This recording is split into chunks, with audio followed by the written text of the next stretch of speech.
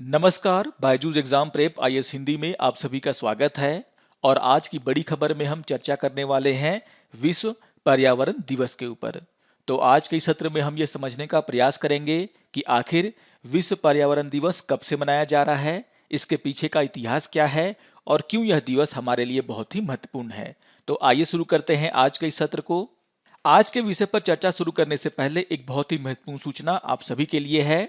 आज यानी कि 5 जून को शाम के 8 बजे से हमारे द्वारा आज जो प्री का एग्जाम हुआ है उसके क्वेश्चन पेपर पर डिस्कशन और चर्चा किया जाएगा, जो कि आपके लिए बहुत ही महत्वपूर्ण है।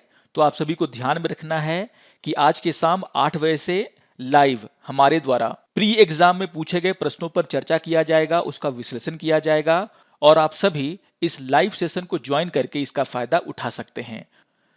अगर हम आज के विषय पर चर्चा करें तो आपको ध्यान में रखना है कि हर वर्ष 5 जून को संयुक्त राष्ट्र पर्यावरण कार्यक्रम यानी कि यूएनईपी के नेतृत्व में पूरे विश्व में विश्व पर्यावरण दिवस मनाया जाता है। और अगर हम इसके उद्देश्यों पर चर्चा करें तो इसका उद्देश्य है दुनिया में लोगों के बीच में पर्यावरण से जुड़े हुए मुद्दों पर जागरूकता फैलाना, उनके बीच में हमारे पर्यावरण से जुड़े हुए जो मुद्दे हैं उन पर चर्चा करना, ताकि लोग यह समझ सकें कि आज हमारे पर्यावरण को किन किन चुनौतियों का सामना करना पड़ रहा है। आपको ध्यान में रखना है कि विश्व पर्यावरण दिवस हर वर्ष एक नए थीम के साथ मनाया जाता है और इस वर्ष का जो थीम है वो है केवल एक पृथ्वी यानी कि ओनली वन अर्थ। और इस वर्ष विश्व पर्यावरण दिवस का आयोजन स्वीडन के द्वारा किया जा रहा है। इस वर्ष का जो विश्व पर्यावरण दिवस है वो काफी महत्वपूर्ण है, क्योंकि आज से 50 साल पहले ही विश्व पर्यावरण दिवस को मनाने की शुरुआत की गई थी। और अगर हम इस वर्ष के थीम की बात करें जो कि है केवल एक पृथ्वी यानी कि ओनली वन अर्थ, वह कहां से आया, तो आप सभी को ध्यान में रखना है कि 1972 में पर्यावरण के ऊपर संयुक्त राष्ट्र का सम्मेलन बुलाया गया था और वह सम्मेलन स्टॉकहोम में बुलाया गया था और 5 से 16 जून तक दुनिया के सभी देशों के प्रतिनिधियों के द्वारा किस तरीके से हम अपने पर्यावरण को बचा सकते हैं उनसे जुड़े हुए सभी मुद्दों पर चर्चा किया गया था। और यह जो सम्मेलन था वह पर्यावरण के ऊपर पहला वैश्विक सम्मेलन था और उस सम्मेलन का जो विषय था वह विषय था ओनली वन अर्थ यानी कि केवल एक पृथ्वी। और 50 साल के बाद फिर से स्वीडन में विश्व पर्यावरण दिवस मनाया जा रहा है और इसीलिए इस वर्ष का जो थीम है वह वही है जो 50 साल पहले इस सम्मेलन का थीम था और वह थीम था ओनली वन अर्थ। आपको ध्यान में रखना है कि जो स्टॉकहोम सम्मेलन है उसमें 122 देशों ने भाग लिया था और इसी सम्मेलन के बाद पूरी दुनिया का जो ध्यान है वह पर्यावरण से जुड़े हुए मुद्दों पर गया। सतत विकास को वैश्विक एजेंडा बनाया गया और इसी सम्मेलन के साथ विश्व पर्यावरण दिवस मनाने की शुरुआत भी की गई। इस सम्मेलन ने स्वस्थ वातावरण में रहने के अधिकार को एक बुनियादी मानव अधिकार घोषित किया। और जैसा कि मैंने कहा कि इस सम्मेलन के अभी 50 साल पूरे हुए हैं और इसी के उपलक्ष्य में स्वीडन के द्वारा स्टॉकहोम में स्टॉकहोम +50 का आयोजन किया जा रहा है। यहां पर +50 का मतलब है कि इस सम्मेलन के 50 वर्ष पूरे हो गए हैं। तो बहुत ही महत्वपूर्ण सम्मेलन था वो, जिसके बाद पूरी दुनिया ने पर्यावरण को बचाने को लेकर के ठोस कार्रवाई शुरू की। अगर हम स्टॉकहोम सम्मेलन में किए गए निर्णयों की बात करें, जिसे हम स्टॉकहोम घोषणा के नाम से जानते हैं, तो आपको ध्यान में रखना है कि 122 प्रतिभागी देशों में से 70 देशों ने, जिनमें से अधिकतर विकासशील और गरीब देश थे, उन्होंने स्टॉकहोम घोषणा को अपनाया। स्टॉकहोम घोषणा में 26 सिद्धांत शामिल थे। तो यह घोषणा बहुत ही महत्वपूर्ण है, क्योंकि इसी घोषणा के बाद इन सभी देशों के द्वारा अपने अपने देशों में पर्यावरण को बचाने के लिए कार्य किए गए। और अगर हम इस समझौते के प्रमुख बातों की चर्चा करें तो यहां पर यह कहा गया था कि पूरी दुनिया के देश वायु, जल, भूमि, वनस्पति और जीवों को बचाने के लिए एक साथ मिलकर के काम करेंगे। जो प्रदूषण फैलाने वाले पदार्थ हैं उनके उत्सर्जन को कम करेंगे ताकि ग्रीन हाउस इफेक्ट को कम किया जा सके।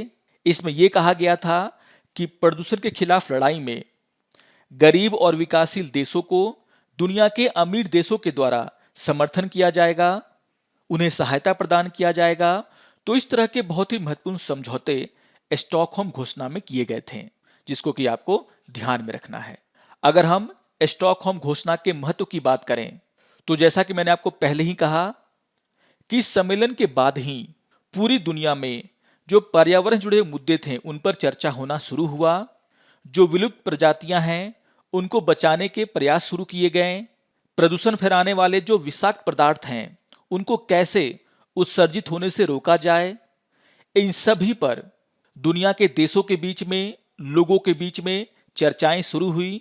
और इस सम्मेलन के बाद ही पिछले 50 वर्षों में 500 से अधिक बहुपक्षीय पर्यावरण समझौतों को अपनाया गया है। हम आज जितने भी महत्वपूर्ण समझौते देखते हैं, जिनमें संयुक्त राष्ट्र framework convention on climate change, convention to combat desertification, convention on biological diversity, ये सभी बड़े समझौते इसी सम्मेलन का नतीजा थे, क्योंकि इसी सम्मेलन के बाद दुनिया के देशों के बीच में पर्यावरण जुड़े मुद्दों के ऊपर जागरूकता फैली। तो यह सम्मेलन बहुत ही महत्वपूर्ण हो जाता है और इससे जुड़ी हुई जो महत्वपूर्ण बातें हैं उसको आपको ध्यान में रखना है। आप सभी जानते हैं कि पृथ्वी को आज आपात स्थिति का सामना करना पड़ रहा है। जलवायु बहुत तेजी से बदल रहा है। जलवायु परिवर्तन के कारण लोगों के आवास उनसे छिन रहे हैं और अन्य दबाव जिसका सामना लोगों को करना पड़ रहा है, उसके कारण पूरी दुनिया में लगभग 1 मिलियन प्रजातियों के विलुप्त होने का खतरा बढ़ गया है। तो ये बहुत ही महत्वपूर्ण बात है। अगर हम अपने पर्यावरण की सुरक्षा नहीं करेंगे तो हमारी पृथ्वी से लगभग 1 मिलियन प्रजातियां विलुप्त हो जाएंगी।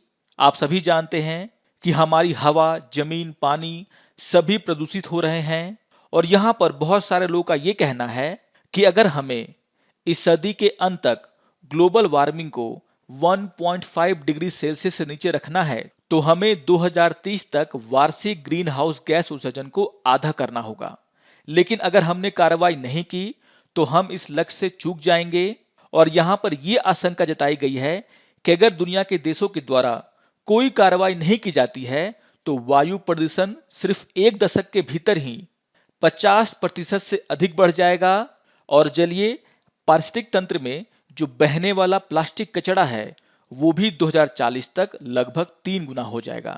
यानी कि पूरी दुनिया के देशों को मिल करके किस तरीके से अपने पर्यावरण को हम बचा सकते हैं उसको लेकर के काम करना होगा, सोचना होगा। आपको ध्यान में रखना है कि विश्व बैंक का रिपोर्ट ये कहता है कि पूरी दुनिया में 2.01 बिलियन टन ठोस अपशिष्ट पैदा होता है। इसी तरीके से 368 मिलियन टन प्लास्टिक कचरा उत्पन्न होता है पूरी दुनिया में। और अगर हम इलेक्ट्रॉनिक कचरों की बात करें तो यहाँ पर ग्लोबल ई वेस्ट मॉनिटर 2020 की रिपोर्ट के अनुसार पूरी दुनिया में हर साल 55.5 मिलियन टन इलेक्ट्रॉनिक कचरा भी उत्पन्न होता है। तो इन सभी को कम करने की आवश्यकता है। अगर हम भारत की बात करें तो भारत ने विश्व पर्यावरण दिवस के 45वें उत्सव की मेजबानी की थी और उस समय इसका थीम था बीट प्लास्टिक पोल्यूशन, यानी कि और उस समय इसका थीम था बीट प्लास्टिक पोल्यूशन। आपको यह भी ध्यान में रखना है कि पिछले साल जो विश्व पर्यावरण दिवस मनाया गया था उसमें यह फैसला लिया गया कि यह जो दशक है यानी कि 2021 से 2030 का जो दशक है उसे पूरी दुनिया में इकोसिस्टम रेस्टोरेशन यानी कि पारिस्थितिक तंत्र की बहाली के रूप में मनाया जाएगा। तो इस बात को भी आपको ध्यान में रखना है। यहां पर संयुक्त राष्ट्र का यह कहना है कि इस पूरे दशक में उसका ध्यान जंगलों से लेकर के खेत तक, पहाड़ों की चोटी से लेकर के समुद्र की गहराई तक अरबों हेक्टेयर की भूमि को पुनर्जीवित करना, यह जो है उसका वैश्विक मिशन होगा। तो बहुत ही महत्वपूर्ण दिवस है ये और इससे जुड़ी हुई सभी महत्वपूर्ण बातों को आपको ध्यान में रखना है। आशा करता हूं कि आपको आज का बड़ी खबर पसंद आया होगा। सभी महत्वपूर्ण बातों को आप लोग ध्यान में रखेंगे और अगर आपको ये वीडियो अच्छा लगे तो आप जरूर इसे लाइक करें, शेयर करें और दूसरों को भी सब्सक्राइब करने के लिए प्रेरित करें। तो मिलते हैं आज की बड़ी खबर के अगले अंक में। तब तक के लिए नमस्कार और धन्यवाद।